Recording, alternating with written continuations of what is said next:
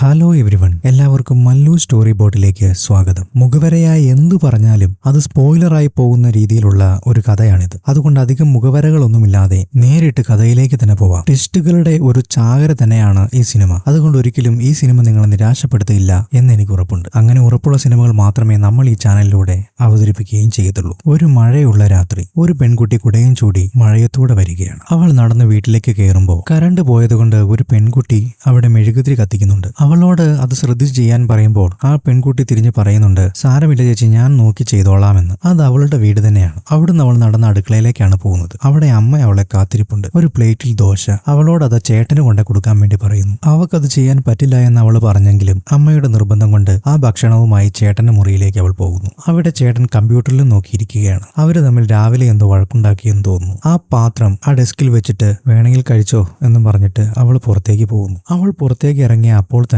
ചേട്ടൻ ഒരു സ്റ്റൂള് വലിച്ചിട്ട് അതിൽ കയറി ഫാനിൽ കുരുക്കിട്ട് ആത്മഹത്യക്ക് ശ്രമിക്കുകയാണ്. അവര് പുറത്തുനിന്ന് ഡോർ അടച്ചേക്കുന്ന കണ്ട് മുട്ടി വിളിക്കുന്നുണ്ടെങ്കിലും ഡോർ തുറക്കുന്നില്ല. അവൻ കാലിട്ടടിക്കുന്നത് കൊണ്ട് അവന്റെ കാല് തട്ടി ആ പ്ലേറ്റ് താഴെ വീഴുന്നു. അപ്പോൾ ചേച്ചി പറയുന്നുണ്ട്, അവന്റെ അഹങ്കാരം കണ്ടില്ലേ, ഇപ്പോൾ എന്തുണ്ടായിട്ടാണ് അവൻ ആ ഭക്ഷണം തട്ടിത്തെറിപ്പിച്ച് കളയുന്നത്. പക്ഷെ അകത്തിവൻ പിടഞ്ഞു മരിച്ചുകൊണ്ടിരിക്കുക എന്നുള്ള കാര്യം അവർക്ക് വൈകിയാണ് മനസ്സിലാകുന്നത്. ചേട്ടാന്നുള്ള ഉറക്കെയുള്ള നിലവിളി ആ വീട് മുഴുവൻ അലയടിക്കുന്നു. അവിടുന്ന് കട്ട് ചെയ്താൽ RK ഗ്യാരേജ്. ഇത് നായകന്റെ അച്ഛന്റെ സ്ഥാപനമാണ്. അവിടെ ഒരു പയ്യൻ പാട്ടൊക്കെ പാടി വന്ന് എല്ലാവർക്കും ചായ കൊടുത്തുകൊണ്ടിരിക്കുകയാണ്. അവൻ ചായ കുടിച്ചതിന്റെ പറ്റുകണക്കൊക്കെ പറയുന്നുണ്ട്. എത്രയും പെട്ടെന്ന് പൈസ തിരിച്ചു തരണം എന്നാണ് അവൻ പറയുന്നത്. അപ്പൊ അവൻ ചോദിക്കും, ഇതിന് മാത്രം ഒന്നും ഇല്ലല്ലോ, ഒരാഴ്ചത്തെ കണക്കല്ലേ ഉള്ളൂ, അതെന്താണ് ഇപ്പൊ ചോദിക്കുന്നതെന്ന് ചോദിക്കുമ്പോൾ അവൻ പറയും, ഗവൺമെന്റ് നിങ്ങളുടെ സ്ഥാപനം ജപ്തി ചെയ്യാൻ പോവാണെന്നൊരു വാർത്ത കേട്ടു, അതുകൊണ്ട് ചോദിച്ചു പോയതാ. അങ്ങനെ ഇവര് സംസാരിച്ചുകൊണ്ടിരിക്കുമ്പോഴാണ് ഒരു ലേഡി അങ്ങോട്ട് കയറി വരുന്നത്. അപ്പൊ അവൻ പറയും, മാഡം അങ്ങോട്ട് നോക്കിയ മാഡം. പുള്ളിക്കാരി അങ്ങോട്ട് തിരിയുന്ന സമയം കൊണ്ട് ഡ്രസ്സൊക്കെ മാറി കസേരയിൽ വന്ന് കുട്ടപ്പനായിട്ടിരിക്കുകയാണ് പുള്ളി. മാഡത്തിന് ഒരു ഗ്ലാസ് ചായ ഓഫർ ചെയ്തിട്ട് ഡ്രൈവിംഗ് സ്കൂളിനെ പറ്റി വാദോരാതെ സംസാരിച്ചുകൊണ്ടിരിക്കുകയാണ് പുള്ളി.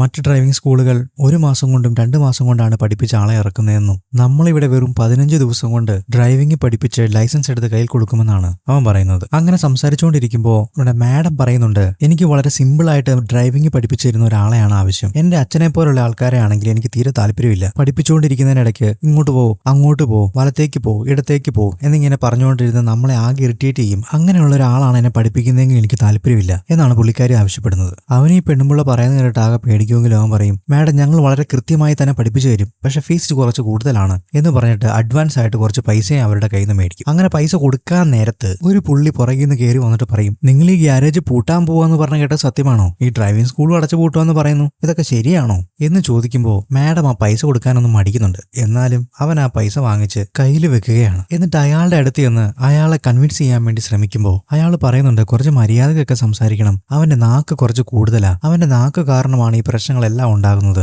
അതുകൊണ്ട് ഇനിയെങ്കിലും അവനോട് കുറച്ച് മര്യാദക്കൊക്കെ നടക്കാൻ വേണ്ടി പറയണം എന്ന് പറഞ്ഞുകൊണ്ട് നിൽക്കുമ്പോഴേക്കും നമ്മുടെ നായകൻ അങ്ങോട്ട് കയറി വരും. എന്നിട്ട് നമ്മുടെ കൂട്ടുകാരൻ പയ്യന്റെ കയ്യിൽ നിന്ന് പൈസ മേടിച്ച് അയാളുടെ പോക്കറ്റ് കൊടുത്തിട്ട് അയാളെ തൽക്കാലം ആശ്വസിപ്പിച്ച് പറഞ്ഞു വിട്ടിട്ട് നേരെ മാഡത്തിന്റെ അടുത്തേക്കാണ് വരുന്നത്. അങ്ങനെ ഈ സീനൊക്കെ ഇങ്ങനെ വിശദീകരിച്ച് പറയുന്നത് എന്താന്ന് ചോദിച്ചു കഴിഞ്ഞാൽ, ഈ സിനിമയിലെ ചില സീനുകൾ വളരെ ഇമ്പോർട്ടന്റ് ആണ്. അങ്ങനെ അവര് തമ്മിൽ പരിചയപ്പെടുകയാണ്. ഈ പുള്ളിക്കാരുടെ പേര് മായ എന്നാണ്, നായകന്റെ പേര് റോക്കി എന്ന്. അങ്ങനെ അവര് സംസാരിച്ച് ഓരോ കാര്യങ്ങൾ ചോദിച്ച് അവൻ ആ ഫോം ഫില്ല് ചെയ്യുകയാണ്. ജോലി എന്താണ്, വയസ്സ് എത്രയാണെന്ന് ചോദിക്കുമ്പോൾ അവരുടെ വയസ്സ് 26, ഇൻഷുറൻസ് കമ്പനിയിലാണ് വർക്ക് ചെയ്യുന്നതെന്ന് പറയുന്നുണ്ട്. അപ്പൊ നമ്മുടെ നായകന്റെ കൂട്ടുകാരൻ ഇങ്ങനെ വായും പൊളിച്ച് നിൽക്കുന്നുണ്ട്. അപ്പൊ നായകൻ പറയും, നമുക്ക് വേണ്ടത് ഇൻഷുറൻസ് കമ്പനിയല്ല, ബാങ്കിന്റെ ആളെയാണ് ആവശ്യം, അതുകൊണ്ട് നീ പോയി ബാങ്കിന്റെ കാര്യങ്ങളൊക്കെ എന്തായെന്ന് നോക്ക്, അതിനെപ്പറ്റി അന്വേഷിക്കുക, നിന്നോട് ഞാൻ എത്ര നേരമായി പറഞ്ഞതാ, ഇതുവരെ നീ പോയില്ലേ എന്ന് ചോദിക്കും. അവിടുന്ന് കട്ട് ചെയ്താൽ അടുത്ത സീനിൽ മാഡത്തിനെ റോക്കി ഡ്രൈവിംഗ് പഠിപ്പിച്ചുകൊണ്ടിരിക്കുകയാണ്. അയാൾ ഓരോ കാര്യങ്ങൾ പറഞ്ഞു കൊടുക്കുമ്പോൾ മാഡം നേരെ എല്ലാം തലതിരിവായിട്ടാണ് കേൾക്കുന്നത്. ഈ എൽബോർഡ് എന്താണെന്ന് ചോദിക്കും. അന്നേരം മായ പറയുന്നത് ലേഡി ഡ്രൈവർ എന്നല്ലേ,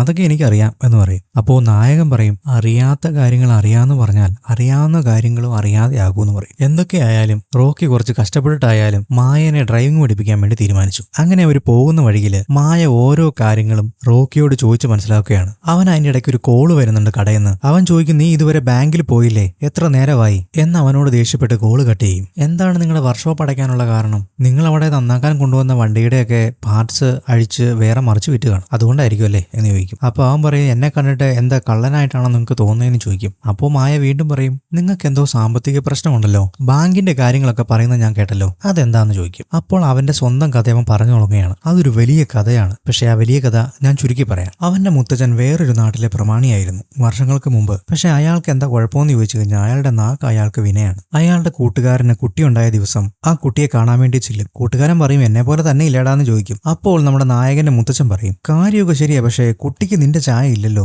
ഇത് നമ്മുടെ പൂജാരിയുടെ ചായയാണല്ലോ എന്ന് പറയും. അപ്പോൾ കൂട്ടുകാരൻ പറയും ഞാൻ കുറെ നാളായി കാത്തിരുന്ന് പൂജയെല്ലാം ചെയ്ത് ഉണ്ടായ കുട്ടിയാ, നീ ഒന്നും കൂടെ ശ്രദ്ധിച്ചു നോക്കിക്കേ, എന്റെ കണ്ണ് പോലെ തന്നെയല്ലേ ആ കുട്ടിയുടെ കണ്ണ്, എന്റെ മൂക്ക് പോലെ തന്നെയല്ലേ ആ കുട്ടിയുടെ മൂക്ക് എന്ന് പറയുമ്പോൾ പെണ്ണുമ്പിള്ള ബാക്കിൽ നിന്ന് പൂജാരിയെ കണ്ണുകൊണ്ട് കാണിക്കുന്നുണ്ട്. അപ്പോഴത്തേക്കും പൂജാരി തിരിഞ്ഞു ഓടുകയാണ്. അപ്പോൾ റോക്കിയുടെ മുത്തച്ഛൻ പറയും അതൊക്കെ ശരി, നീ പുറകോട്ടം തിരിഞ്ഞു നോക്കാൻ പറയും. അപ്പോൾ പൂജാരി ഓടുന്നതാണ് കാണുന്നത്. ഇതൊരു വലിയ പ്രശ്നമായിട്ട് മാറും. ആളുകളെല്ലാം അയാളെ ഓടിക്കുകയാണ്. അയാളെ കൊല്ലാൻ പറ്റിയില്ലെങ്കിലും അയാളുടെ ഒരു കൈ അവർ വെട്ടിക്കളയും. കഷ്ടിച്ച് ജീവനും കൊണ്ട് ഒരു ബസ്സിൽ കയറി അയാൾ രക്ഷപ്പെടുകയാണ്. അങ്ങനെയാണ് ഇപ്പോഴവർ താമസിക്കുന്ന നാട്ടിൽ വന്നതും ഒരു ഗ്യാരേജ് തുടങ്ങിയതും. അയാളുടെ മുത്തച്ഛന്റെ ഓർമ്മയ്ക്ക് വേണ്ടിയിട്ട് ഒരു കൈയില്ലാത്ത ഒരു പ്രതിമ കാറിന്റെ ഫ്രണ്ടിലും വെച്ചിട്ടുണ്ട്. ഇതെല്ലാം കേട്ട് മായയ്ക്ക് ചിരി അടക്കാനേ കഴിയത്തില്ല. ആ മുത്തച്ഛന്റെ അതേ സ്വഭാവം തന്നെയാണ് റോക്കിക്കും കിട്ടിയിരിക്കുന്നത്. എന്താണ് എപ്പോഴാണ് ആരോടാണ് പറയുന്നതെന്നുള്ള ഒരു ബോധമൊന്നും ഉണ്ടാകില്ല. അവൻ എന്താണോ മനസ്സിൽ തോന്നുന്നത് അതവൻ പറയും. റോക്കിയുടെ അച്ഛൻ ഒരുപാട് യാത്ര ചെയ്യാൻ ആഗ്രഹമുള്ള ഒരാളാണ്. അയാൾ സ്വപ്നം കാണുന്നതല്ലാതെ അയാൾ യാത്രയ്ക്കൊന്നും പോകാനായിട്ട് അയാളെ കൊണ്ട് സാധിക്കാറുണ്ടായിരുന്നില്ല. കാശ്മീർ മുതൽ കന്യാകുമാരി വരെ യാത്ര ചെയ്യണമെന്നാണ്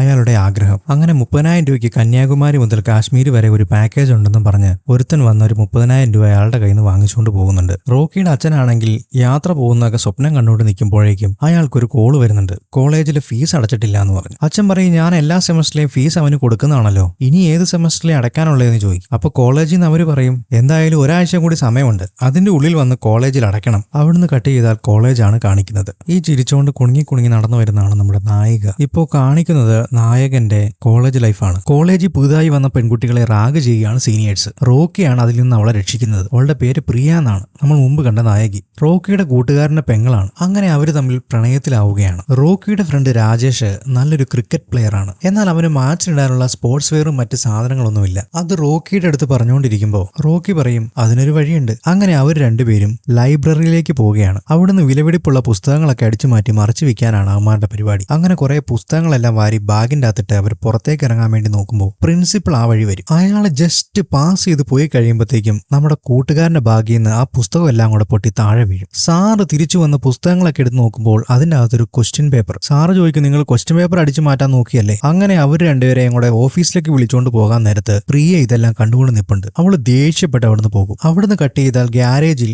റോക്കി അച്ഛന്റെ അടുത്ത് കെഞ്ചിക്കൊണ്ടിരിക്കുകയാണ്. ഈ ഒരു പ്രാവശ്യം കൂടി എനിക്കൊരു അവസരം എന്താ, ഞാൻ എന്തായാലും ജയിക്കും. ഇനി നിങ്ങൾ എന്നെ ഒരു സിവിൽ എഞ്ചിനീയർ ആയിട്ടേ കാണത്തുള്ളൂ. അപ്പോ അച്ഛൻ പതിയെ തിരിഞ്ഞിട്ട് ചോദിക്കും സിവിൽ എഞ്ചിനീയറോ? കമ്പ്യൂട്ടർ സയൻസ് പഠിച്ച നീ എങ്ങനെ സിവിൽ എഞ്ചിനീയർ ആവുന്നേ? നീ ഒരു പണി ചെയ്യേ എന്നും പറഞ്ഞ് അവിടെ ഇരിക്കുന്ന കുറെ ടൂൾസ് എടുത്ത് അവന്റെ കയ്യിലേക്ക് കൊടുക്കും. ഒന്നെങ്കിൽ നിനക്ക് ഇവിടെ പണി ചെയ്യാം, അല്ലെങ്കിൽ എവിടെയെങ്കിലും പോയി ജീവിക്കാം. എന്താന്നുള്ളത് നീ തന്നെ തീരുമാനിച്ചു. അങ്ങനെ വേറെ മാർഗങ്ങളൊന്നുമില്ലാതെ നമ്മുടെ റോക്കി അച്ഛന്റെ ഗ്യാരേജിൽ തന്നെ കൂടുകയാണ്. അങ്ങനെ അവർ രണ്ടുപേരും കൂടെ ചേർന്ന് പതിയെ പതിയെ വർക്ക്ഷോപ്പ് ഒക്കെ ഡെവലപ്പ് ചെയ്ത് കൊണ്ടുവരികയാണ്. ഗ്യാരേജിൽ പണിയെടുക്കുന്ന എല്ലാവരും പല സ്ഥലങ്ങളും കണ്ടിട്ടുണ്ട്. പക്ഷേ റോക്കിയുടെ അച്ഛൻ മാത്രം ഒരു സ്ഥലത്തും ഇതുവരെ പോയിട്ടില്ല. അയാൾ വെറുതെ പ്ലാനിങ് മാത്രമേ ഉള്ളൂ. ഇതൊക്കെ പറഞ്ഞ് കളിയാക്കിക്കൊണ്ടിരിക്കുമ്പോൾ രണ്ടുപേരും അങ്ങോട്ട് കയറി വരും. ഈ സ്ഥലം കൊടുക്കുന്നുണ്ടോ? ഞങ്ങൾ വാങ്ങിക്കോളാം, എത്രയാ നിങ്ങളുടെ തുകാന്ന് മാത്രം പറഞ്ഞാൽ മതി. അപ്പൊ റോക്കിയുടെ അച്ഛൻ തിരിഞ്ഞിട്ട് പറയും ഞങ്ങൾ ഈ സ്ഥലമൊന്നും വിൽക്കുന്നില്ല, നിങ്ങളോട് ആരാ പറഞ്ഞേ? അപ്പൊ അയാൾ പറയും നിങ്ങളിത് വിൽക്കുന്നില്ലെങ്കിലും ഉണ്ടെങ്കിലും ഞങ്ങൾ ഇത് മേടിക്കാൻ പോവുകയാണ്, നിങ്ങൾക്ക് എത്ര തുക വേണ്ടേന്നുള്ളത് പറഞ്ഞു കഴിഞ്ഞാൽ നിങ്ങൾക്ക് തരാം, അതല്ലെങ്കിൽ നിങ്ങൾ ഇവിടുന്ന് ഞങ്ങൾ എന്തായാലും ഒഴിവാക്കുമെന്ന് പറയും. അങ്ങനെ അവരെ പേടിപ്പിക്കാൻ നേരത്ത് റോക്കി വന്ന അവന്റെ 2 പൊട്ടീരും കൊടുത്ത് പറഞ്ഞു വിടും. അങ്ങനെ ഇരിക്കുമ്പോഴാണ് അവര്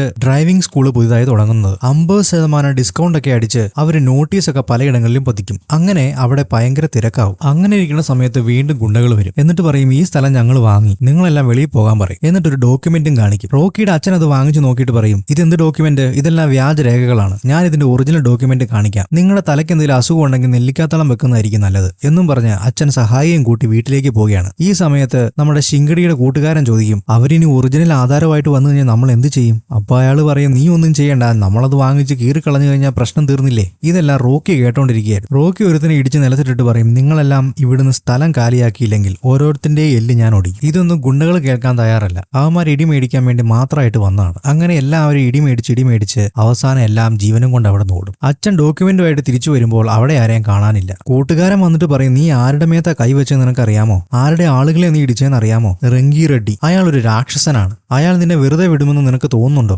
നായകൻ ഇതൊന്നും കേൾക്കാതെ റംഗി റെഡ്ഡിയുടെ വീട്ടിലേക്ക് ചെല്ലുകയാണ്. ഇനി നിങ്ങൾ ആളെ പറഞ്ഞ് വീട്ടിലേക്ക് വിട്ടുകഴിഞ്ഞാൽ എല്ലാത്തിന്റെയും എഞ്ചിനൂരി പാക്ക് ചെയ്ത് ഞാൻ ഇങ്ങോട്ട് തന്നെ അയക്കും. നിങ്ങൾ റംഗി റെഡ്ഡി ആണെങ്കിൽ ഞാൻ റോക്കി റെഡ്ഡിയാ എന്നുള്ള മാസ് ഡയലോഗ് ഒക്കെ അടിച്ചിട്ട് നായകൻ പോരുകയാണ്. അവിടുന്ന് കട്ട് ചെയ്താ വീണ്ടും പ്രസന്റ്. അവള് പറയും, നിനക്ക് വട്ടാ, നിന്റെ മുത്തച്ഛന്റെ അതേ സ്വഭാവം തന്നെയാ നിനക്ക്, അല്ലെങ്കിൽ പിന്നെ അയാളോടൊക്കെ വഴക്കിന് പോകുമോ? അവൻ പറയും, ശരി വലത്തോട്ട് തിരിക്കുക. ഇത് പറയുമ്പോൾ അവൾ ഇടത്തോട്ട് കാർ തിരിച്ചുകൊണ്ട് പോകും. എന്ന് പറഞ്ഞാലും തരതിരിവായിട്ടാണ് ആ പെണ്ണുമുള്ള കേൾക്കത്തുള്ളൂ. റോക്കി അവരെ വഴക്ക് പറഞ്ഞ് വീണ്ടും പഠിപ്പിക്കുകയാണ്. അപ്പൊ അവര് ചോദിക്കും, പ്രിയയുടെ കാര്യം എന്തായി? നിങ്ങൾ പിന്നെ കണ്ടില്ലേ? അവിടുന്ന് കട്ട് ചെയ്താൽ വീണ്ടും പാസ്റ്റ്. പ്രിയ കൂട്ടുകാരിയുടെ കെയർ ഓഫിൽ ഒരു ജോലിക്ക് പോവുകയാണ്. അവിടെ ചെല്ലുമ്പോൾ അയാളൊരു കോഴിയാണ്. അയാളുടെ വീട് പ്രിയയുടെ വീടിന്റെ അടുത്താണെന്നും വേറെ റെക്കമെൻഡേഷന്റെ കാര്യമൊന്നും ഇല്ല, എനിക്കിനി ഡ്രൈവറും വേണ്ട, ഞങ്ങൾ ഒന്നിച്ചു വരികയും പോവുകയും ചെയ്തോളാം, പ്രിയ ഡ്രൈവ് ചെയ്തോളൂല്ലോ. പ്രിയ അത് സമ്മതിക്കുകയും ചെയ്യും. പ്രിയക്കാണെങ്കിൽ ഡ്രൈവിംഗ് അറിയത്തില്ല, എന്നാലും ഡ്രൈവിംഗും പഠിച്ചേ പറ്റത്തുള്ളൂ, ഇല്ലെങ്കിൽ ജോലി പോകും. ഈ കാര്യമൊക്കെ അമ്മയോട് വിളിച്ചു പറഞ്ഞുകൊണ്ടിരിക്കുമ്പോഴാണ് നായകന്റെ ഡ്രൈവിംഗ് സ്കൂളിന്റെ പരസ്യം ബസ്സിൽ കാണുന്നത്. 50% ഡിസ്കൗണ്ട്. ഒന്നാമത് പ്രിയ ഒരു പിശുക്കിയാണ്. അവൾ ഡ്രൈവിംഗ് സ്കൂളിലേക്ക് ചെല്ലുകയാണ്. അവളുടെ കയ്യിൽ പൈസ കുറവായതുകൊണ്ട് 3000 രൂപയ്ക്ക് അഡ്ജസ്റ്റ് ചെയ്യാമോ എന്ന് ചോദിക്കും. അവർ പറയും, 3000 രൂപയ്ക്കാണെങ്കിൽ സ്റ്റിയറിംഗ് മാത്രം തരാം, എന്നിട്ട് അങ്ങോട്ടും ഇങ്ങോട്ടും തിരിച്ചുകൊണ്ടിരുന്നിട്ട് പൊക്കോളൂ എന്ന് ചോദിക്കും. അപ്പൊ പ്രിയ എണീറ്റ് പോകാൻ നേരത്ത് അവൻ പറയും, ചെല്ല്, ബാക്കിയുള്ളവർ 10000 രൂപ മേടിക്കും, ഞങ്ങൾ 50% ഡിസ്കൗണ്ടിൽ 5000 രൂപയെ മേടിക്കുന്നുള്ളൂ. ഇത് കേൾക്കുമ്പോൾ പ്രിയയുടെ കയ്യിൽ പൈസ കുറവായതുകൊണ്ടും അവളൊരു പിശുക്കി ആയതുകൊണ്ടും അവൾ അതിന് സമ്മതിക്കും. പക്ഷേ ഒരു ഡിമാൻഡ് ഉണ്ട്, എന്നെ രാവിലെ പിക്ക് ചെയ്യണം, വൈകിട്ട് കൊണ്ടുവിടണം, ഒരാഴ്ചക്കുള്ളിൽ എന്നെ ഡ്രൈവിംഗ് ഫുൾ ആയിട്ട് പഠിപ്പിച്ച് ലൈസൻസ് എടുത്ത് കയ്യിൽ തരണം. ഇതൊക്കെ പറഞ്ഞുകൊണ്ടിരിക്കുമ്പോൾ നമ്മുടെ റോക്കി അങ്ങോട്ട് കയറി വരികയാണ്. കുറെ നാൾക്ക് ശേഷം റോക്കി അവളെ കാണുന്നത് അന്നാണ്. അപ്പോൾ പ്രിയ പറയും, നിങ്ങൾ എന്റെ പൈസ തിരിച്ചു തന്നാരേ, നിങ്ങൾ എന്നെ പഠിപ്പിക്കാൻ വേണ്ട, ഒന്നും വേണ്ട. റോക്കി പറയും, നീ പഴയ കാര്യങ്ങളെല്ലാം ഇപ്പോഴും ഓർത്തുകൊണ്ടിരിക്കുകയാണോ? അന്ന് അങ്ങനെയൊക്കെ സംഭവിച്ചു പോയി. നിന്റെ എല്ലാ ഡിമാൻഡുകളും ഞങ്ങൾ ചെയ്തു തരാം, നിന്നെ തിരിച്ച് വീട്ടിൽ കൊണ്ടുവിടാം, രാവിലെ വന്ന് പിക്ക് ചെയ്യാം, ഒരാഴ്ചക്കുള്ളിൽ എല്ലാം പഠിപ്പിക്കാം. അവസാനം പ്രിയ അതിന് സമ്മതിക്കും. അങ്ങനെ ഇരിക്കെ ഒരു ദിവസം പ്രിയനെ കാണാതാകുമ്പോൾ അവർ അന്വേഷിച്ച് വീട്ടിൽ ചെല്ലും. വീട്ടുകാർ ചോദിക്കുമ്പോൾ പറയും, ഞങ്ങൾ ഇവിടെ അടുത്ത് ഒരു വർക്കിന് വേണ്ടി വന്നതാ, അന്നേരം ജസ്റ്റ് ഒന്ന് കയറിയതേ ഉള്ളൂ, ഇന്ന് പ്രിയനെ കണ്ടില്ലല്ലോ, അവൾ എവിടെ പോയി? അപ്പൊ അനീതി പറയും, അവൾക്ക് ഓഫീസിൽ എന്തോ ഒരു മീറ്റിംഗ് ഉണ്ട്, അതുകൊണ്ട് അവള് താമസിച്ചേ വരത്തുള്ളൂ. അന്നേരം കൂടെ വന്ന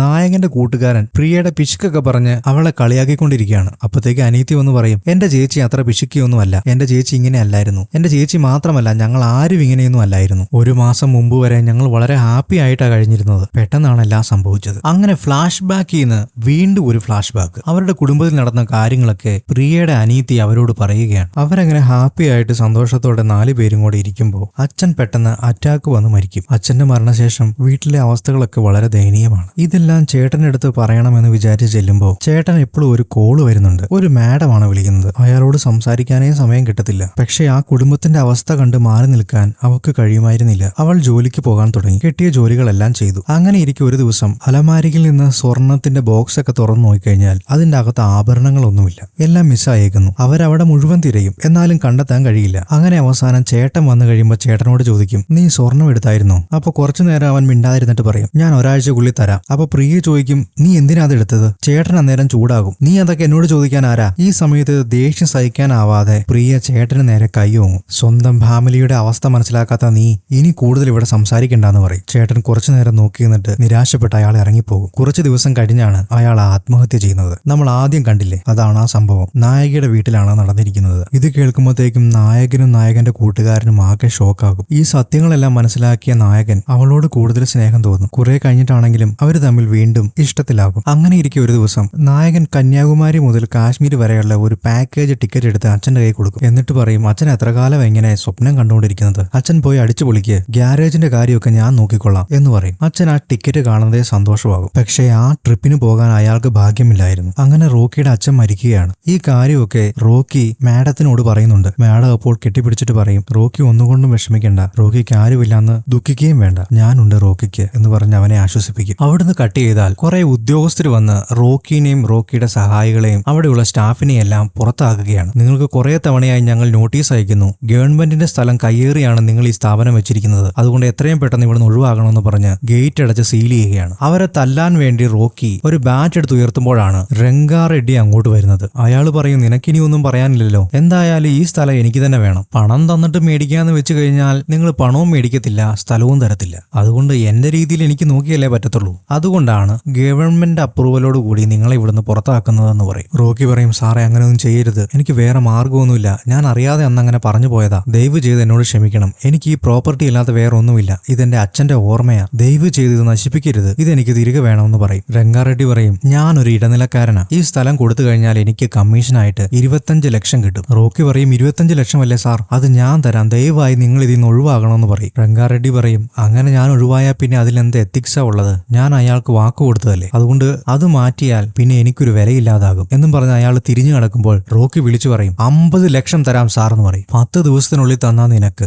അതല്ലെങ്കിൽ അവർക്ക് തന്നെ ഞാൻ തിരിച്ചു കൊടുക്കും എന്ന് പറഞ്ഞിട്ട് രംഗാറെഡ്ഡി അവിടുന്ന് പോകും. നായകനാണെങ്കിൽ സമ്മതിക്കുകയും ചെയ്തു. അയാൾക്ക് എങ്ങനെ 50 ലക്ഷം രൂപ ഉണ്ടാക്കുമെന്ന് യാതൊരു പിടിയുമില്ല. അങ്ങനെ ഒരു ഗ്യാരേജിന് ഡോക്യുമെന്റ് ഒക്കെ എടുത്ത് ബാങ്കിൽ കൊണ്ടുവച്ച് പണമെടുക്കാൻ വേണ്ടി ശ്രമിക്കുകയാണ്. ലോൺ അപ്രൂവ് ആകുന്ന ലാസ്റ്റ് ദിവസമാണിന്ന്. ഇതെല്ലാം മാഡത്തിന്റെ അടുത്ത് റോക്കി പറയുകയാണ്. അങ്ങനെ അവർ തമ്മിൽ സംസാരിച്ചുകൊണ്ടിരിക്കുമ്പോഴാണ് റോക്കിക്ക് ഒരു കോൾ വീണ്ടും വരുന്നത്. അവൻ കോൾ എടുത്തു കഴിയുമ്പോൾ അവന്റെ കടയിലെ സഹായി തന്നെയാണ്. അവൻ പറയും, എടാ റോക്കി, നമ്മുടെ ലോൺ റിജക്റ്റ് ആയി, വേറൊരു മാർഗവും ഇല്ലാന്ന് പറയും. റോക്കി അപ്പൊ തന്നെ ടെൻഷനായി മാഡത്തിനോട് ഒരു സോറിയും പറഞ്ഞ് കാർ എടുത്തുകൊണ്ട് അവിടുന്ന് പോവുകയാണ്. അവൻ തിരിച്ച് ഗ്യാരേജിലേക്ക് കയറാൻ നേരത്ത് അവിടെ JCB എല്ലാം വന്ന് ഗ്യാരേജ് ഇടിച്ചു പൊളിച്ചുകൊണ്ടിരിക്കുകയാണ്. അവൻ ഓടി രംഗാറെഡ്ഡിയുടെ അടുത്ത് വന്നിട്ട് പറയും, സാർ ഒന്ന് നിർത്താൻ പറ സാർ, ഞാൻ എങ്ങനെയെങ്കിലും ആ പൈസ തരാം, ഇന്ന് ലാസ്റ്റ് ദിവസമാണ്, ഇതുവരെ നീ പൈസ തന്നിട്ടില്ല. റോക്കി പറയും, ഞാൻ ഇപ്പൊ തരാം സാർ എന്ന് പറഞ്ഞ് അകത്ത് പോയി ഒരു ബാഗിന്റെ അകത്തുനിന്ന് പൈസ എടുത്തുകൊണ്ട് വരും. ഇതിന്റെ ഇടയ്ക്ക് മാഡം ഇടയ്ക്കിടയ്ക്ക് റോക്കിയെ വിളിക്കുന്നുണ്ട്. റോക്കിയാണെങ്കിൽ അത് കട്ട് ചെയ്ത് വിടുകയാണ്. അവൻ ആ ബാഗ് എടുത്തുകൊണ്ട് രംഗാറെഡ്ഡിയുടെ അടുത്ത് ചെന്നിട്ട് പറയും, സാർ ഇതിന്റെ അകത്തൊരു 10 ലക്ഷം ഉള്ളൂ, ബാക്കി ഞാൻ എങ്ങനെയെങ്കിലും ഒപ്പിച്ചു തരാമെന്ന് പറയും. പക്ഷേ രംഗാറെഡ്ഡി സമ്മതിക്കുന്നില്ല. ഇവരിങ്ങനെ സംസാരിച്ചുകൊണ്ടിരിക്കുന്നതിനിടയ്ക്ക് അവന് വീണ്ടും കോള് വരികയാണ്. അവൻ ആ കോള് വീണ്ടും കട്ടാക്കുകയാണ്. അവൻ രംഗാറെഡ്ഡിയോട് വീണ്ടും പറയും,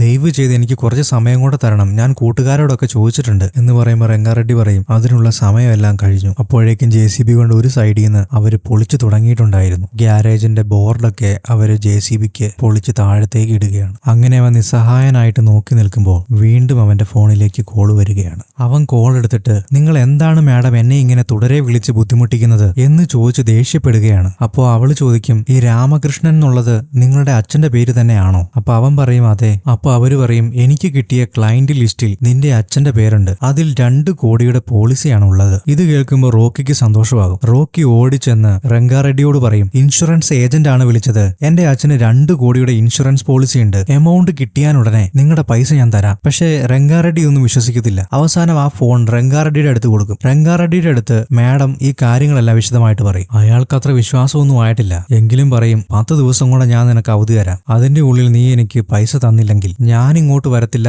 എന്റെ ആൾക്കാരും വരത്തില്ല, ഒരു ബോംബ് കൊണ്ട് ഞാൻ ഇത് മുഴുവൻ തീർക്കും എന്നും പറഞ്ഞ് അവനെ ഭീഷണിപ്പെടുത്തിയിട്ട് രംഗാറെഡ്ഡി അവിടുന്ന് പോവുകയാണ്. അവര് പോയി കഴിയുമ്പോഴത്തേക്കും മാഡം അങ്ങോട്ട് കയറി വരും. എന്നിട്ട് റോക്കിയുടെ അടുത്ത് പറയും, നീ എന്തിനാണ് സംസാരിച്ചുകൊണ്ടിരിക്കുന്നതിന്റെ ഇടയ്ക്ക് കോള് കട്ട് ചെയ്തത്? നിന്റെ അച്ഛന് 2 കോടി ഇൻഷുറൻസ് ഉള്ള കാര്യം സത്യമാണ്, പക്ഷേ നോമിനി ആയിട്ട് വെച്ചേക്കുന്നത് നിന്റെ പേരല്ല, അതുകൊണ്ട് ആ പൈസ നിനക്ക് കിട്ടാനും പോകുന്നില്ല. ഇതൊക്കെ കേട്ട് കഴിയുമ്പോൾ എന്താ ചെയ്യേണ്ടതെന്നൊരു ഐഡിയ ഇല്ലാതെ നായകൻ നിൽക്കുകയാണ്. അടുത്ത സീനിൽ മാഡം റോക്കിനെ ഒരു കോഫി ഷോപ്പിലേക്ക് കൂട്ടിക്കൊണ്ടു പോവുകയാണ്. അവിടെ വെച്ച് ഇൻഷുറൻസിന്റെ ഡോക്യുമെന്റ്സ് എല്ലാം അവനെ കാണിക്കുന്നുണ്ട്. അതിൽ നോമിനിയുടെ പേര് വെച്ചേക്കുന്നത് രാജേഷ് എന്നാണ്. മാഡം ചോദിക്കും, നിങ്ങളുടെ അച്ഛന് വേറെ എന്തെങ്കിലും സെക്കൻഡ് സെറ്റപ്പ് ഉണ്ടായിരുന്നോ? അതിലുള്ള കുട്ടിയായിരുന്നോ ഇനി രാജേഷ്? ഇനി അതുമല്ല, ഒരുപക്ഷെ ഞങ്ങളുടെ ലൈഫ് ഇൻഷുറൻസ് കോർപ്പറേഷന്റെ ഫയലുകളെല്ലാം അപ്ഡേറ്റ് ചെയ്യുന്ന സമയത്ത് ഒരുപക്ഷെ മാറി എൻട്രി ചെയ്തതായിരിക്കും, രാകേഷിന് പകരം രാജേഷ് ആയതായിരിക്കാം. അപ്പോൾ നായകൻ ചോദിക്കുന്നുണ്ട്, അപ്പൊ ആ പേര് മാറ്റിയിട്ട് എന്റെ പേരിലേക്ക് മാറ്റിയാ പോരെ? വളരെ സിമ്പിൾ അല്ലേ, എനിക്ക് പൈസയും കിട്ടും. മാഡം പറയും, അതങ്ങനെ എളുപ്പത്തിൽ ചെയ്യാവുന്ന കാര്യമല്ല, അച്ഛൻ ജീവിച്ചിരുന്ന സമയത്തായിരുന്നെങ്കിൽ നമുക്കത് ചെയ്യാമായിരുന്നു, എന്നാൽ ഇപ്പോൾ അച്ഛൻ മരണപ്പെട്ട സ്ഥിതിക്ക്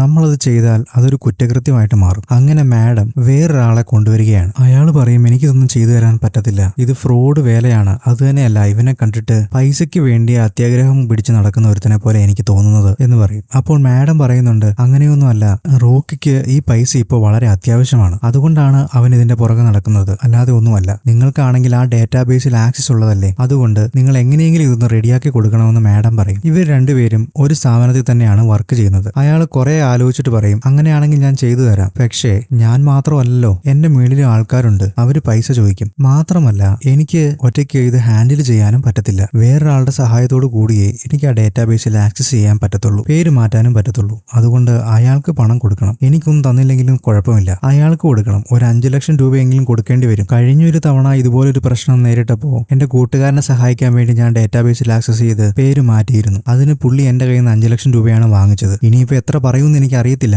എങ്കിൽ 5 ലക്ഷം രൂപ നിങ്ങൾ കൊണ്ടുവരുവാണെങ്കിൽ ഞാൻ എങ്ങനെയെങ്കിലും ഇതൊന്ന് മാറ്റാനുള്ള ശ്രമം നടത്താം എന്ന് പറയും. അപ്പൊ റോക്കി പറയും, ഞാൻ എങ്ങനെയെങ്കിലും ആ പൈസ കൊണ്ടുതരാം, നിങ്ങൾ അതെനിക്ക് ചെയ്തു തരണം, എനിക്ക് വേറെ ഒരു മാർഗവുമില്ല. പക്ഷെ ആ പൈസ എങ്ങനെ റെഡിയാക്കി കൊടുക്കണമെന്ന് അവന് യാതൊരു ഐഡിയ ഇല്ല. അവന് മുമ്പിൽ വേറൊരു മാർഗവുമില്ല. അവൻ കൂട്ടുകാരെ എല്ലാം വിളിച്ച് പൈസ ആവശ്യപ്പെടും. പക്ഷെ ആരുടെ കയ്യിലും പൈസ എടുക്കാനില്ല. അങ്ങനെ അവൻ ആകെ നിരാശനായി ഗ്യാരേജിൽ വന്ന് നിൽക്കുമ്പോൾ പ്രിയ അങ്ങോട്ട് വരികയാണ്. എന്നിട്ട് പ്രിയ പറയും, ഇത് 5 ലക്ഷം രൂപയുണ്ട്, നീ വെച്ചോ, ഇപ്പത്തെ കാര്യങ്ങളെല്ലാം നടക്കട്ടെ. അവൻ പറയും, ഇത് നിന്റെ സേവിങ്സ് അല്ലേ, ഇതെനിക്ക് വേണ്ട. പക്ഷെ അവള് നിർബന്ധിക്കുമ്പോൾ അവൻ ആ പൈസ വാങ്ങിച്ച് നമ്മുടെ മായ മാഡത്തിന്റെ അടുത്തേക്ക് വരികയാണ്. എന്നിട്ട് ആ മായ മാഡത്തിന്റെ കൂടെയുള്ള സാറിന്റെ കയ്യിൽ ആ പൈസ കൊടുക്കുന്നു. വിവേക് എന്നാണ് പുള്ളിയുടെ പേര്. മായ മാഡം പറയും, നീ ഒന്നുകൊണ്ടും പേടിക്കണ്ട, ആ പൈസ നിനക്ക് തന്നെ കിട്ടും, വിവേക് എന്തായാലും നിന്നെ സപ്പോർട്ട് ചെയ്യാതിരിക്കത്തില്ല എന്ന് പറയും. അപ്പൊ വിവേക് അവിടെ ഒന്ന് വിളിക്കുന്നുണ്ട്, നിങ്ങളെ റൊമാൻസ് സീനൊക്കെ കഴിഞ്ഞെങ്കിൽ ഒന്ന് വരാമോ, പോകാൻ സമയമായി എന്ന് പറയും. അങ്ങനെ മായ മാഡവും വിവേകും ആ കാറിൽ കയറി പോവുകയാണ്. ഇതൊക്കെ കഴിഞ്ഞ് കുറച്ച് ദിവസങ്ങൾക്ക് ശേഷം മായ മാഡം ഗ്യാരേജിൽ വന്ന് നിൽക്കുകയാണ്. റോക്കിയും അവിടെ നിൽപ്പുണ്ട്. അവൻ ചെന്നിട്ട് ചോദിക്കും, എന്താ മാഡം മുഖമൊക്കെ ആകെ വല്ലാതിരിക്കുന്നേ, എന്നെ ടെൻഷൻ അടിപ്പിക്കാതെ നിങ്ങൾ എന്താ കാര്യമെന്ന് പറയാമോ? അപ്പൊ മായ ആ ഡോക്യുമെന്റ് അവന്റെ കയ്യിലേക്ക് കൊടുക്കും. അവനെ നോക്കിയിട്ട് കാര്യമായിട്ടൊന്നും മനസ്സിലാകുന്നില്ല. മായ പറയും, നീ ഒന്ന് ശ്രദ്ധിച്ചു നോക്കിക്കേ. മായയുടെ മുഖത്ത് ആകെ സങ്കടമാണ്. റോക്കി പറയും, എനിക്കൊന്നും മനസ്സിലാകുന്നില്ല മാഡം, നിങ്ങൾ എന്താണെന്നൊന്ന് തെളിച്ചു പറ. അപ്പൊ മായ ചിരിച്ചുകൊണ്ട് പറയും, അങ്ങനെ നമ്മൾ കാത്തിരുന്ന പോലെ പോളിസിയിലെ നെയിം ചേഞ്ച് ആയിട്ടുണ്ട്, ഇപ്പൊ നോമിനി ആയിട്ടുള്ളത് റോക്കി തന്നെയാണ്. അപ്പൊ ആ പൈസ അവന് തന്നെ കിട്ടും. അവർ രണ്ടുപേരും ഭയങ്കര ഹാപ്പി ആയിട്ട് അവിടെ വന്നിരിക്കുകയാണ്. ഇതേ സമയത്ത് മറ്റൊരിടത്ത് ഒരു മൊട്ട പതിയെ എണീക്കുന്നുണ്ട്. പുള്ളി അവന്റെ ഡ്രസ്സൊക്കെ തപ്പി പതിയെ എടുത്ത് അതിലൊരു പോലീസിന്റെ ഡ്രസ്സും കാണിക്കുന്നുണ്ട്. അവൻ പോലീസാണെന്ന് തോന്നുന്നു. ഡ്രസ്സൊക്കെ ചേഞ്ച് ചെയ്ത് ഒരു ഗണ്ണും ലോഡ് ചെയ്ത് എങ്ങോട്ടോ പോവുകയാണ്. അങ്ങനെ അവൻ നേരെ വന്ന് നമ്മുടെ വിവേക് സാറിന്റെ ഡോറിൽ മുട്ടുന്നുണ്ട്. ഇതേ സമയത്ത് മാഡത്തിന് ഒരു കോള് വരികയാണ്. എന്താണെന്നൊന്നും മനസ്സിലാകുന്നില്ല. അങ്ങനെ റോക്കിയും മായ മാഡവും കൂടി വിവേക് പറഞ്ഞ സ്ഥലത്തേക്ക് പോവുകയാണ്. അവര് ചെന്നെത്തുന്നത് പഴയ ഒരു ഗോഡൌണിലാണ്. അവിടെ ആ മൊട്ടയും വിവേകും നിൽപ്പുണ്ട്. മൊട്ട അവന്റെ അടുത്ത് വന്നിട്ട് പറയും, നിന്റെ അച്ഛന്റെ ആണ് ഇൻഷുറൻസ് എങ്കിൽ നിനക്കത് ലീഗലായിട്ട് ചെയ്യാൻ പാടില്ലായിരുന്നു, എന്തിനാണ് ഫ്രോഡ് തരം കാണിച്ചു ചെയ്തത്? അതുകൊണ്ട് ഞാൻ ഇതിന്റെ പേരിൽ ഒരു കേസ് എടുത്തു കഴിഞ്ഞാൽ മിനിമം 7 വർഷം നിങ്ങൾ 3 പേരും ജയിലിൽ കിടക്കേണ്ടി വരും. ഇതെല്ലാം കേട്ട് പേടിച്ച് വിവേക്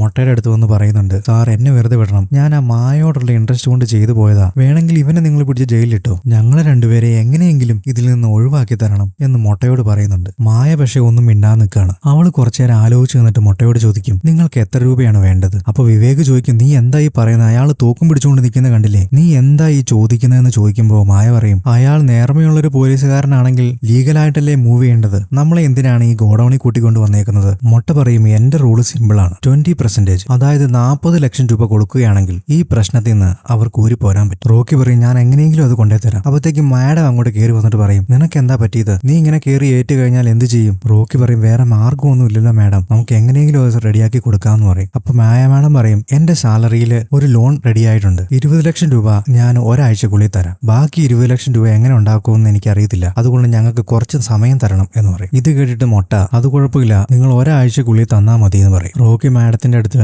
നിങ്ങൾ എന്തിനാണ് എനിക്ക് വേണ്ടി റിസ്ക് എടുക്കുന്നത് എന്ന് ചോദിക്കുമ്പോൾ മാഡം പറയും, ഞാൻ പാതി വഴിയിൽ വെച്ച് നിന്നെ ഉപേക്ഷിച്ച് പോകുമെന്ന് വിചാരിച്ചോ, ഇതുവരെ നമ്മൾ ഒരുമിച്ചായിരുന്നു, ഇനി അങ്ങോട്ട് ഒരുമിച്ച് തന്നെ ആയിരിക്കും. മൊട്ട അന്നേരം വീണ്ടും പറയും, 7 ദിവസം ഞാൻ നിങ്ങൾക്ക് സമയം തരാം, ആ 7 ദിവസത്തിനുള്ളിൽ ബാക്കി 20 ലക്ഷം രൂപ എനിക്ക് തന്നില്ലെങ്കിൽ 7 വർഷം ജയിലിൽ കിടക്കാൻ നിങ്ങൾ തയ്യാറായിക്കോ? മായ മാഡം പറയും, നിങ്ങൾ എന്താണ് ഇങ്ങനെ കണ്ണിച്ചോറില്ലാതെ സംസാരിക്കുന്നത്, ഞങ്ങൾ 20 ലക്ഷം രൂപ തരാമെന്ന് പറഞ്ഞില്ലേ, നിങ്ങൾ വീണ്ടും പണം വേണമെന്ന് പറയാൻ ഞങ്ങൾ എങ്ങനെ എവിടുന്ന് കൊണ്ട് തരാനാണ്, നിങ്ങൾ കുറച്ചെങ്കിലും ഒരു മനുഷ്യത്വം കാണിക്കേ. അപ്പൊ മൊട്ട വീണ്ടും റൈസ് ആകും, അങ്ങനെയാണെങ്കിൽ ഞാനൊരു പണി ചെയ്യാം, നിങ്ങളുടെ പേരിൽ കേസ് എടുക്കാം, ബാക്കിയെല്ലാം കോടതിയിൽ വെച്ച് കാണാമെന്ന് പറയും. അങ്ങനെ അവര് തമ്മിലൊരു വാക്ക് തർക്കമാകും. ഇത് കണ്ടുകൊണ്ട് നിൽക്കുന്ന റോക്കി പറയും, സാർ ഞാൻ എങ്ങനെയെങ്കിലും ബാക്കി പൈസ കൊണ്ടുതരാം, എന്റെ തല പോയാലും വേണ്ടില്ല, ഞാൻ എങ്ങനെയെങ്കിലും ആ പൈസ കൊണ്ടുതരും. എന്നിട്ട് റോക്കി അവിടുന്ന് പോവുകയാണ്. റോക്കി അവിടുന്ന് പോയി കഴിയുമ്പോൾ മൊട്ടയും വിവേകും മായ മാഡവും അവിടെ നിൽക്കുകയാണ്. മൊട്ട പതിയെ തിരിഞ്ഞിട്ട് മായേനെ നോക്കി ചിരിച്ചിട്ട് പറയും, നിന്റെ ആക്ടിങ്ങിന് ഓസ്കാർ തന്നെ തരാം. അപ്പൊ വിവേകും അത് കേട്ടിട്ട് ചിരിക്കുകയാണ്. ഇവര് 3 പേരും പ്ലാൻ ചെയ്ത് നമ്മുടെ റോക്കിനെ പറ്റിച്ചേക്കുവാണ്. ആദ്യം ഇവന്റെ കയ്യിൽ നിന്ന് പോയ 5 ലക്ഷം രൂപയും ഇപ്പൊ ഇനി കൊടുക്കാൻ വേണ്ടി പോകുന്ന 20 ലക്ഷം രൂപയും ഇവരെ തട്ടിക്കാനാണ് പ്ലാൻ. അതായത്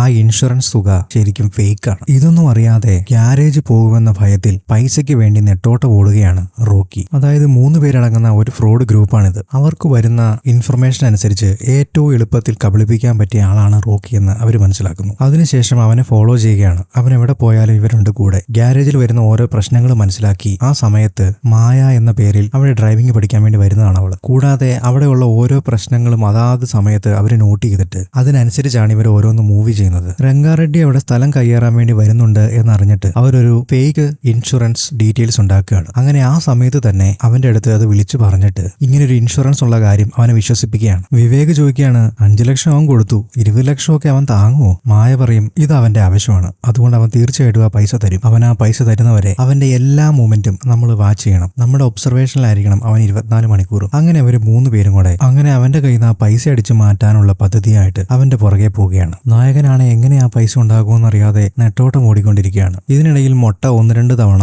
ഗ്യാരേജിൽ വന്നിട്ട് പൈസയുടെ കാര്യം അവനെ ഓർമ്മിപ്പിക്കുന്നുണ്ട്. ഇനി അധികം ദിവസമില്ല, പൈസ റെഡിയായോ എന്ന് അവന്റെ അടുത്ത് വന്ന് ചോദിക്കുന്നുണ്ട്. മായാ മാഡവും അവന്റെ അടുത്ത് വന്നിട്ട് പറയും, നീ ഇതുവരെയായിട്ടും പൈസയൊന്നും റെഡിയായിട്ടില്ലേ? എത്ര ദിവസമായി നിന്നെ വിശ്വസിച്ചാ ഞാനിതെല്ലാം ചെയ്യുന്നത്? എന്റെ 20 ലക്ഷം പോയെന്നാ തോന്നുന്നേ. ആരാന്ന് പോലും അറിയാതെ നിനക്ക് വേണ്ടി സഹായിച്ച് എന്നെ വേണം പറയാൻ എന്നൊക്കെ അവന്റെ അടുത്ത് പരാതി പറയുകയാണ്. അവൻ പറയും, നമ്മൾ തമ്മിൽ എന്തിനാ മാഡം ഇതിനെപ്പറ്റി പറഞ്ഞ് വഴക്കുണ്ടാകുന്നേ? ഇനിയും 2 ദിവസം കൂടെ ഇല്ലേ, ഞാൻ എങ്ങനെയെങ്കിലും ഉണ്ടാക്കി തരാം. അപ്പത്തേക്കും മായ അവിടുന്ന് തിരിഞ്ഞ് ചിരിച്ചുകൊണ്ട് പോരുകയാണ്. അവിടുന്ന് കട്ട് ചെയ്ത ഒരു റെയിൽവേ സ്റ്റേഷൻ. ഒരാൾ ട്രെയിനിൽ ഇരുന്നിട്ട് സമൂസ വാങ്ങി കഴിക്കാൻ തുടങ്ങിയാണ്. ആ സമയത്താണ് ആ പത്രക്കട്ടിങ്ങിലുള്ള വാർത്ത അയാൾ ശ്രദ്ധിക്കുന്നത്. അതിൻ്റെ അകത്തുള്ളത് റോക്കിയുടെ അച്ഛന്റെ മരണവാർത്തയാണ്. അയാൾ ആ പേപ്പർ കഷ്ണം പതിയെ താഴ്ത്തുമ്പോൾ അത് നമ്മുടെ റോക്കിയുടെ അച്ഛൻ തന്നെയാണ്. അതായത് അച്ഛൻ മരിച്ചിട്ടില്ല. അച്ഛൻ ആ വാർത്ത കണ്ട് ആകെ ഷോക്കാകുകയാണ്. അവിടുന്ന് കട്ട് ചെയ്താൽ റോക്കിയും പ്രിയയും ഗ്യാരേജിലേക്ക് വന്ന് ഇറങ്ങുമ്പോൾ റോക്കിയുടെ അച്ഛൻ അവിടെ മാലയിട്ട് വെച്ചിരിക്കുന്ന അദ്ദേഹത്തിന്റെ ഫോട്ടോയും നോക്കി നിൽക്കുകയാണ്. റോക്കി, അച്ഛൻ ഞാൻ പറയാം എന്ന് പറഞ്ഞു വരുന്ന സമയത്ത് അവന്റെ അച്ഛൻ പറയും, നീ ഒന്നും പറയണ്ട, ഞാൻ ജീവിച്ചിരുന്നപ്പോഴേ നീ എന്നെ കൊന്നോ? നിനക്ക് ഞാൻ എന്റെ ഗ്യാരേജ് തന്നു, ഡ്രൈവിംഗ് സ്കൂൾ തന്നു, ഇതൊന്നും നിനക്ക് പോരാഞ്ഞിട്ട്